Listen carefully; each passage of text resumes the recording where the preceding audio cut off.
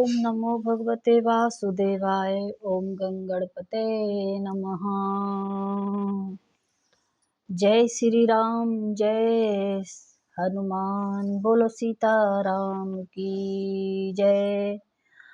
आपकी चंद्रमा की किरणों के समान शीतल वाणी सुनकर मेरा अज्ञान रूपी शरद ऋतु क्वार की धूप का भारी तप मिट गया। हे कृपालु, आपने मेरा सब संदेह हर लिया।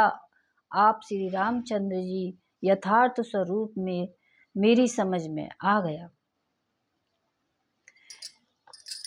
नाथ कृपा अब गयौ विषादा, सुखी भयौ प्रभु चरण प्रसादा।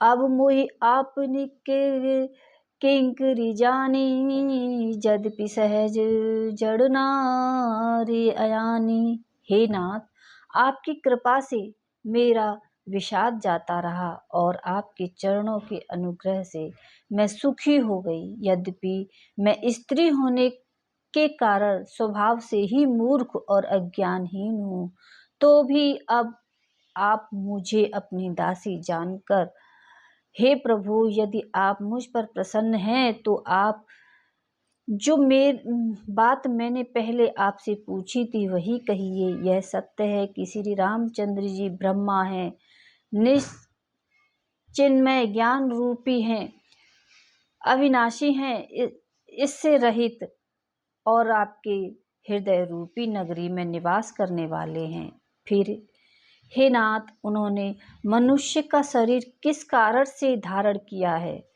धर्म की ध्वजा धारण करने वाले प्रभु, यह मुझे समझाकर कहिए। पार्वती के अत्यंत नम्र वचन सुनकर और श्री राम जी की कथा में उनका विशुद्ध प्रेम देखकर तब कामदेव शत्रु स्वभाव ही सुजान कृपा निधान शिव जी मन में बहुत हर्षित हुए और बहुत प्रकार से पार्वती जी की बड़ाई कर फिर बोले। नवा परायण पहला विश्राम, मास परायण चौथा विश्राम।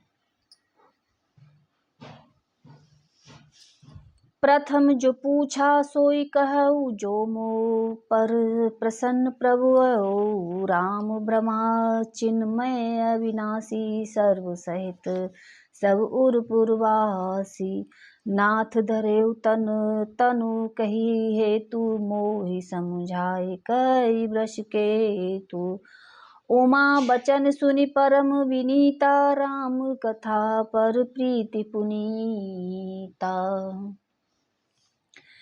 हिय हर्षे कमारी तब शंकर सहज सुजान, बहुविधि उमहि प्रशंसि मुनि, बोले कृपा निधान।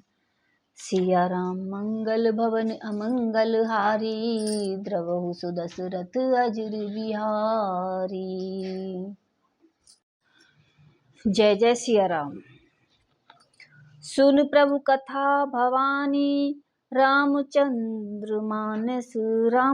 मानस विमल। कहा भुषुंडी बखानी, सुना बिहगल नायक गरुण। हे पार्वती जी, निर्मल रामचरित मानस की वह मंगलमय कथा सुनो। मंगलमय वह कथा सुनो जिसे काकभूषण जी ने विस्तार से कहा और पक्षियों के राजा गरुड़ ने सुना था। जो संवाद उतार जेहि विधि भा, आगे कहबू। सुनहु राम अवतार चरित, परम सुंदर अनद। हरिगुण नाम अपार, कथा रूपी अनगित मिनित। मैं निज मति अनुसार, कहूँ उमा सारद सुनहु। वह श्रेष्ठ संवाद जिस प्रकार हुआ वह आगे मैं आपको कहूंगा।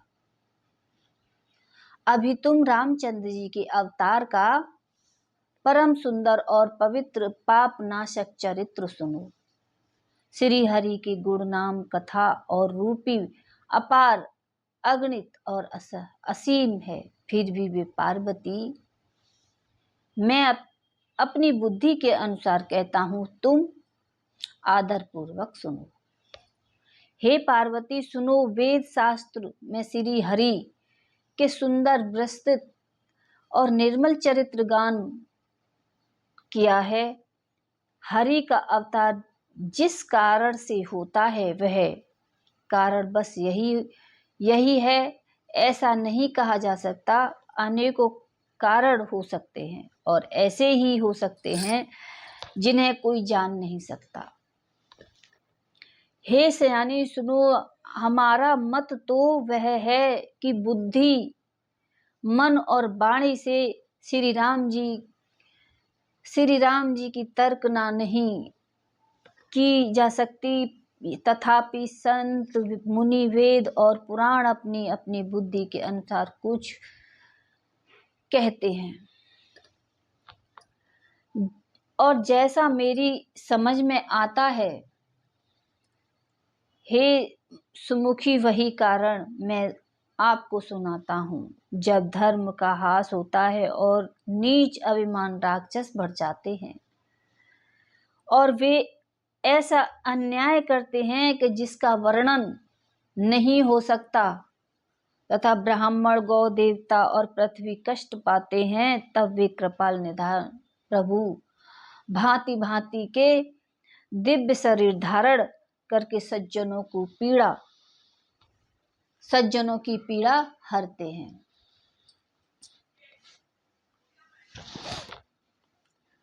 सुन गिरिजा हरि चरण सुहाए, विपुल विशद निगमागत पाए। हरि अवतार है तुझे ही होई, इंद्र मित्यम कहे जाई न सोई। राम अत्यर्थ बुद्धि मन बानी, मत हमार अस सुनहि न स्यानी। तदपि संत मुनि वेद पुराना, कह कछु कही स्वमति अनुमान। तब मैं सुमुखी सुनावहु तो ही, समझी परई जाई करन मोही। जब जब होई परम के हानि, बढ़ही असुर अधम अभिमानी। करही अनीति जाय नहीं बरनी, सदहि विप्र धेनु सुर धरनी। तब तब प्रभु धरी विविध शरीरा, हरहि बिना निधि सज्जन पीरा। असुर मारि थपहि सुरन नह, राखे निज श्रुति सेत। जग विस्तार विशद जग राम जन्म कर हेत। मंगल भवन अमंगल हारी, द्रवहु सुदशरथ अजुर बिहारी। वे असुरों को मारकर देवताओं को स्थापित करते हैं। अपने वेदों की मर्यादा की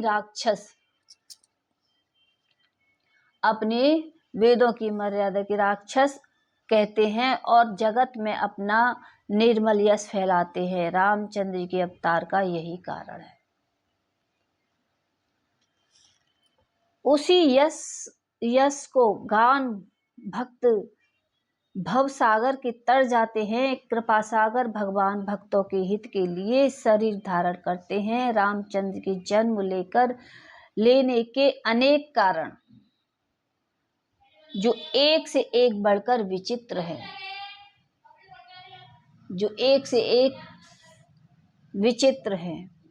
जन्म एक दुई कहु बखानी, सावधान सुनु संपत भवानी। द्वारपाल हरि के प्रिय दो, जय अरु विजय जान सबको। हे सुंदर बुद्धि वाली भवानी, मैं उनके दो एक जन्मों के विस्तार का वर्णन करता हूँ, तुम सावधान होकर सुनो। श्री हरि के जय और विजय दो प्यारे द्वारपाल थे। द्वारपाल हैं जिनको सब कोई जानता है, जिनको सब कोई जानते हैं, विप्र श्राप ते दूनऊ भाई, तामस असुर देई तिन पाई। कनक स कसिपु अरु आटक लोचन, जगत विदित सुरपति मदमोचन। उन दोनों भाइयों ने ब्राह्मण सनकादिक के श्राप से असुरों का तामसी शरीर पाया। एक का नाम था हिरण्यकश्यप और दूसरे का हिरण्याक्ष। ये देवराज इंद्र के गर्व को छुड़ाने वाले सारे जगत में प्रसिद्ध हुए।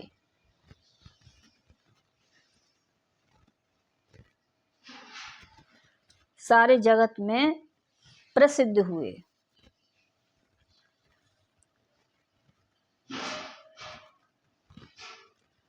विजयी समर वीर विख्याता, धरी पराह वपु एक निपाता। होई न रही दूसर पुरि मारा, जन प्रहलाद सुजन विस्तारा। वे युद्ध में विजय पाने वाले विख्यात वीर थे। इनमें से एक हिरण्याक्ष को भगवान ने विरहा असुर का शरीर धारण करके मारा और फिर दूसरे हिरण्याक्ष शिपु का नरसिंह रूप का धारण करके वध किया और अपने भक्त प्रहलाद का सुंदर यश फैलाया।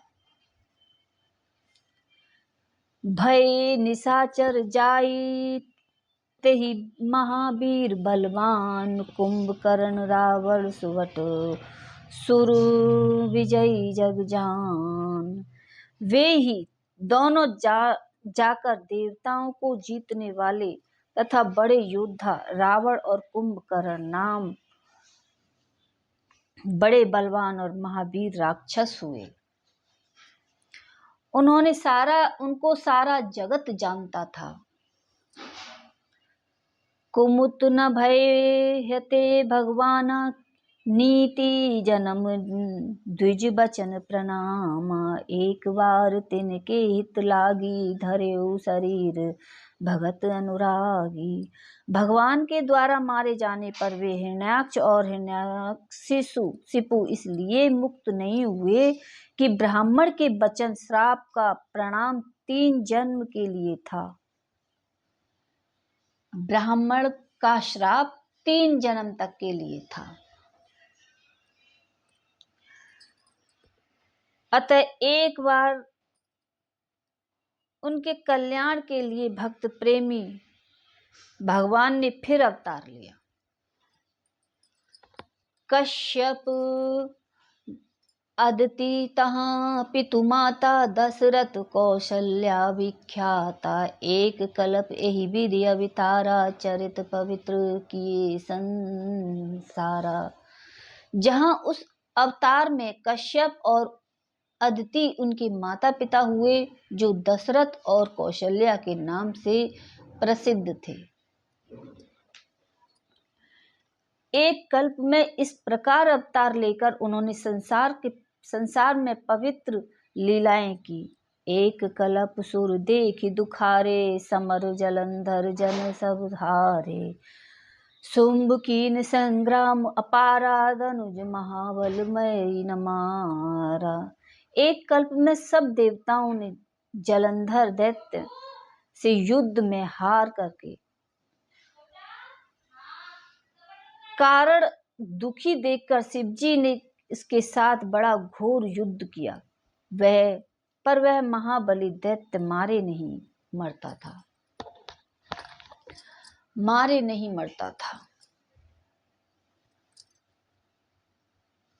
परम सती असुराधिप नारी, तेहि बल ताहि न जल जितहि पुरारी। उस दैत्य राज की पत्नी परम सती बड़ी ही पतिव्रत थी।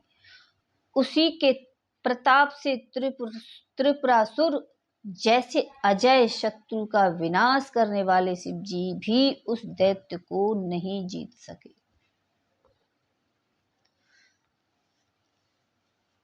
छल करि काटार्यु तासु व्रत प्रभु सुर कारज कीन। जब ते ही जान्यु परम तब श्राप कोप करे दीन। प्रभु ने छल से उस स्त्री का व्रत भंग कर देवताओं का काम किया। जब उसे स्त्री यह भेद जाना तब उसे क्रोध करके भगवान को श्राप दिया। तासु सुराप हरि दीन दीन प्रणाम, कौतुक निधि कृपाल भगवान। जहाँ जालंधर रावण भयउ तब हति राम परम पद भयउ।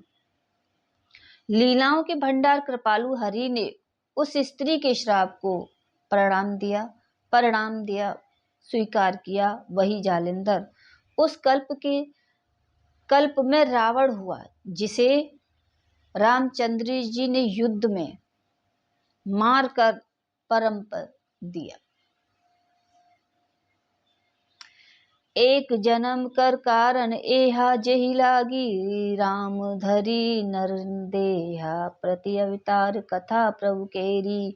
सुनु मुनि करने कविन घनेरी। एक जन्म का कारण यही था जिसमें श्री रामचंद्र जी ने मनुष्य देह धारण किया है। भरद्वाज मुनि, सुनो प्रभु के प्रत्येक अवतार की कथा कवियों ने नाना प्रकार से वर्णन किया। नारद श्राप दीन एक बारा, कलप एक तेहि लागी अवतारा। गिरजा चिकित भई मुनि बानी, नारद विष्णु भगत पुन ज्ञानी। मंगल भवन अमंगल हारी, द्रवहु सुदशरथ अजर बिहारी। एक बार नारद जी ने श्राप दिया, अतः एक कल्प में उनके लिए अवतार हुआ। यह बात सुनकर पार्वती जी बड़ी चिकित हुई और बोली, नारद जी तो विष्णु भक्त और ज्ञानी हैं, कारण कवन श्राप मुनि दीना, का अपराध रमापति कीना। यह प्रसंग मोहि कव करहु पुरारी, मुनि मन मोह आचरज भारी। मुनि के भगवान को श्राप किस कारण दिया? लक्ष्मीपति भगवान ने उनका क्या अपराध किया था कि पुरारी शंकर जी यह कथा मुझसे कहिए। मुनि नारद के मन में मोह होना बड़े ही आश्चर्य की बात है। बोले बिरषि महेश तब, ज्ञानी मूढ़ न कोय। जेहि जिस रघुपति करहि जब, तो सत तेई छन होय। तब महादेव जी ने हंसकर कहा, न कोई ज्ञानी है न कोई मूर्ख है। श्री रघुनाथ जी जब जिसको जैसा करते हैं वह उसी क्षण वैसा ही हो जाता है। कहेउ राम गुण गाथ, भरद्वाज सारद सुनहु। भवभंजन रघुनाथ भजू, तुलसी तज मान मद। यज्ञ वाल्मीकि जी कहते हैं, हे भारद्वाज, मैं श्री राम जी के गुणों का कथा कहता हूँ, तुम आदर से सुनो। तुलसीदास जी कहते हैं, मान और मद को छोड़कर अवागम मन का नाश करने वाले श्री रघुनाथ जी को भजो। हिमगिरि गुहा एक अतिभा पावनी, एक समीप सुरसरी सुहावनी। आश्रम परम पुनीत सुहावा, देहि देव ऋषि मन अति भावा। हिमालय पर्वत में एक बड़ी पवित्र गुफा थी, जिसमें समीप एक सुंदर गंगा जी बहती थी।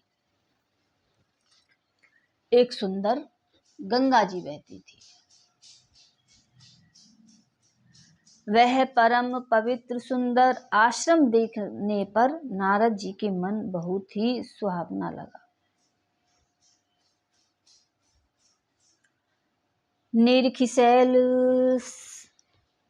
सरी विपिन विभागा भयउ रमापति पद अनुरागा। सुमिरत हर्षि श्राप गति भांति सहज विमल मल लागी समाधि। पर्वत नदी और वन के सुंदर विभागों को देखकर नारद जी लक्ष्मीकांत भगवान के चरणों में प्रेम हो गया।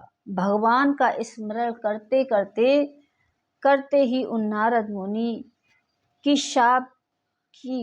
जो शाप उन्हें दक्ष प्रजापति को दिया था और उनके कारण ही वे एक स्थान पर ही नहीं ठहर सकते थे, गति रुक गई और उनके स्वाभाविक ही निर्मल होने से उनका समाधि लग गई।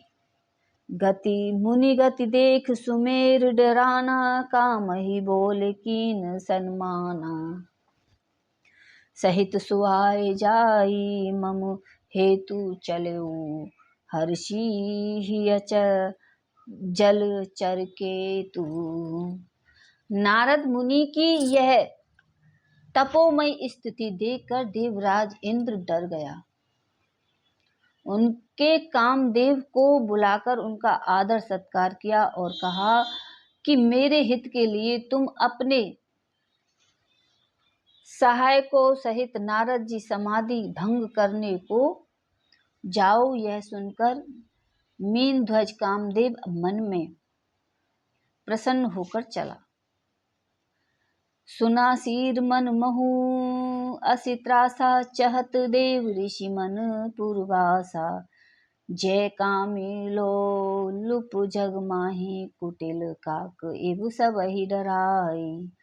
सुख ताड़ हाड़ ले भाग सठ, स्वान निरखी मृगराज। छीन लेई जनि जान उड़, तिमि सुर पतहि न लाज। ऐसे मूर्ख कुत्ता सिंह को देखकर सूखी हड्डी लेकर भागे और वह मूर्ख समझे कि यही उस हड्डी को सिंह छीन ले, वैसे ही इंद्र को नारद मेरा राज्य छीन लेंगे। ऐसा सोचते लाज नहीं आई।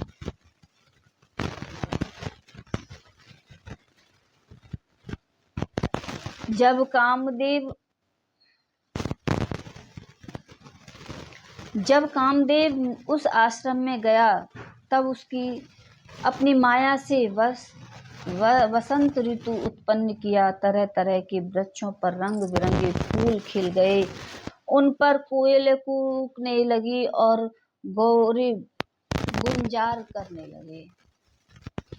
काम अग्नि को भड़काने वाली 3 प्रकार की शीतल मंद और सुगंध सुहावनी हवा चलने लगती। रंभा आदि नव युवती देवाग्न और जो सब की सब काम कला में निपुण थी, वे बहुत प्रकार के तीनों की तरंग के साथ गाने लगी और हाथ में गेंद लेकर नाना प्रकार से खेलने लगी। कामदेव अपने इस सहाय को देखकर बहुत प्रसन्न हुआ और फिर उसने नाना प्रकार के माया जाल किए। काम कला कछु मुनि ही बिना व्यापी, निज भय डरे मनोभव पापी। शीस न चापी सकई को तासु, बड़ रखबार रमापति जासु। परंतु कामदेव की कोई भी कला मुनि पर असर न कर सकी। तब वह पापी कामदेव ने ही नाश के भय से डर गया। लक्ष्मीपति भगवान जिसके बड़े रक्षक हो, भला उसकी सीमा मर्यादा कोई दबा नहीं सकता। तब अपने हृदय को समेत कामदेव बहुत डर कर अपने मन में हार मानकर बहुत दीन वचन कहते हुए मुनि के चरणों में जा पड़ा।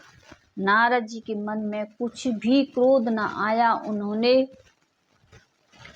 प्रिय वचन कहकर कामदेव का समाधान किया। तब मुनि चरणों में सिर नवाकर और उनकी आज्ञा पाकर कामदेव अपने सहायकों सहित लौट गया।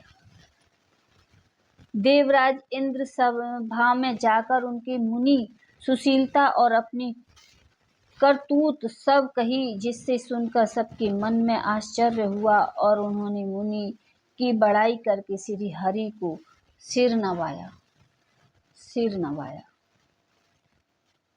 तब नारद जी शिव जी के पास गए। उनके मन में यह बात अहंकार हो गया कि हमने कामदेव को जीत लिया।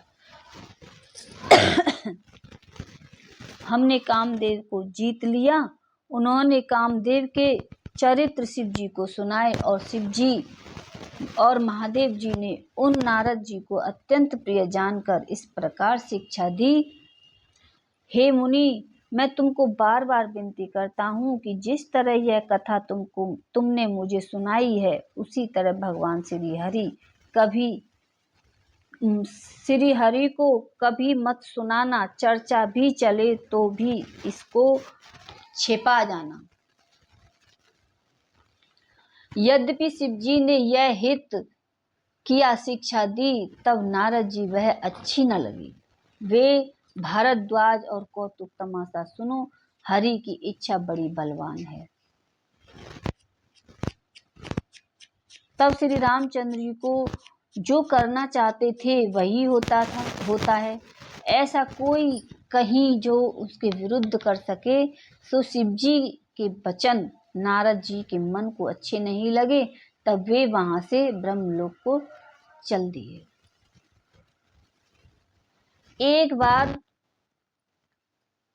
गान ध्यान में निपुण मुनि नाथ नारद जी मन में सुंदर वीणा लिए हरिगुण गाते हुए क्षीरसागर को गए, जहाँ वेद के मस्तक स्वरूप मूर्तिमान वेदांत लक्ष्मी निवास भगवान नारायण रहते हैं। रमा निवास भगवान उठकर बड़े आनंद से उसमें मिले और ऋषि नारद जी के साथ आसन पर बैठ गए। चराचर स्वामी भगवान हंसकर बोले, हे मुनि, आज आपने बहुत दिनों बाद दया की। यद्यपि शिव जी ने उन्होंने पहले से ही बरज रखा था तो भी नारद जी कामदेव का सारा चरित्र भगवान को कह सुनाएंगे। श्री रघुनाथ जी की माया बड़ी ही प्रबल है। जगत में ऐसा कौन जन्मा है जिसमें वह मोहित न कर दें।